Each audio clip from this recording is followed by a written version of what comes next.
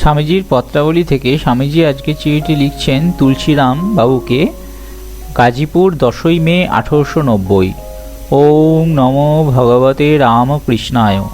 প্রিয় তুলসীরাম, 2-4 দিনের ভেতর এক ঝুড়ি গোলাপ ফুল তোমার চিতপুরের ঠিকানায় পাঠানো হবে। তুমি দয়া করে সঙ্গে সঙ্গে উহা শশীর নিকট পাঠিয়ে দিও। বরাহনগরের শ্রীরামকৃষ্ণ মঠে। বি বসুর নামে পাঠাচ্ছি না, কারণ তিনি গেঁতমি করবেন এবং ফুলগুলোর পক্ষে সেটা মৃত্যুর সামিল হবে। বোধ করি তোমার চিতপুর কয়লা ডিপোয় পাঠালে সরাসরি তুমি পাবে। যদি বাধা থাকে সঙ্গে সঙ্গে আমাকে লিখো। বাবুরাম এখানে আছে, 2-1 দিনের মধ্যে এলাহাবাদ যাবে। আমি এখান থেকে শীঘ্র চম্পট দেব, সম্ভব বেরিলি যাব এবং আরও ওপরে। বলরামবাবু কি করছেন? আমার প্রণামাদিস তোমাদের সকলকে জানাচ্ছি। তোমাদের নরেন্দ্র।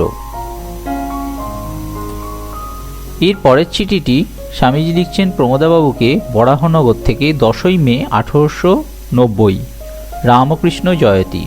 পূজ্য পাদেশু, বহুদিন গোলমালে এবং পুনরায় জ্বর হওয়ায় আপনাকে পত্র লিখিতে পারি নাই। অভেদানন্দের পত্রে আপনার কুশল অবগত হইয়া বিশেষ আনন্দিত হইলাম। গঙ্গাধর ভায়া বোধহয় এতদিনে কাশীধামে আসিয়া পৌঁছাছেন। এ স্থানে এই সময় যমরাজ বহু বন্ধু এবং আত্মীয়কে গ্রাস করিতেছেন, তজ্জন্য বিশেষ ব্যস্ত আছি। নেপাল হইতে আমার কোনো পত্রাদি বোধহয় আইসে নাই। বিশ্বনাথ কখন এবং কিরূপে আমাকে রেস্ট বা বিশ্রাম দেবেন জানি না।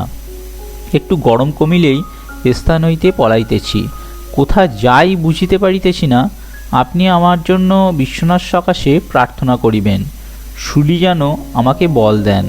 আপনি ভক্ত এবং মদ্যান্তানাঞ্চ যে ভক্তাস্তে মে ভক্ততমা মথা ইতি ভগবদ্বাক্য স্মরণ করিয়া আপনাকে বিনয় করিতেছি। কিমতি কমিতি দাস নরেন্দ্র।